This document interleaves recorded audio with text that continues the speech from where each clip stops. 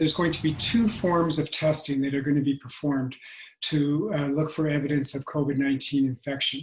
Alberta has been a leader when it comes to testing for COVID-19, and now the province has pledged $10 million towards antibody testing. The antibody test is where there's going to be a blood sample taken and send that off to the lab and look to see if you have antibodies.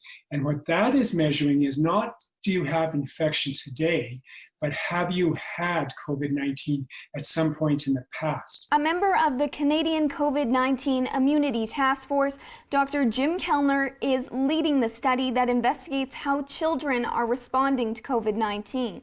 We're going to test 1,000 children, some of whom have been diagnosed with COVID-19, some of whom are tested and negative, and some of whom are healthy.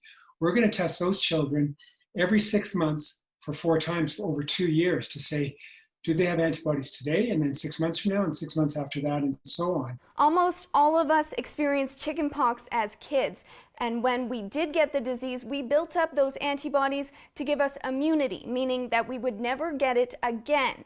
And while that would be the best case scenario with people who have been exposed to COVID-19, experts say they still don't know exactly what someone's immunity will be or how long it would last. Many infections are not like that.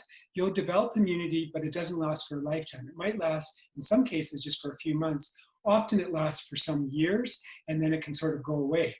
And then when we give vaccines, that's what we're looking to do, is to achieve providing that immunity through giving a vaccine to give you an artificial exposure to the infection that will bring about immunity and protection, we hope, for a very long time. Experts say the antibody test is most accurate 3 weeks after someone has been infected, looking specifically for antibodies that fight off the SARS-CoV-2 virus. You're not going to get an immunity passport saying you're positive, therefore you're protected, therefore you're bulletproof.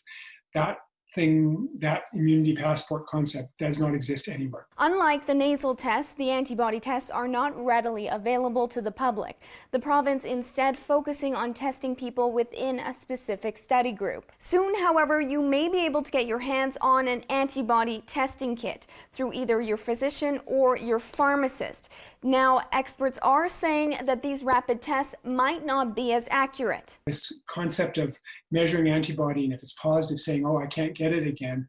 I wish it were that simple. It's not that simple. Maybe eventually there'll be a test that'll be that simple, but it's not there yet. In Calgary, Ali Miller, City News.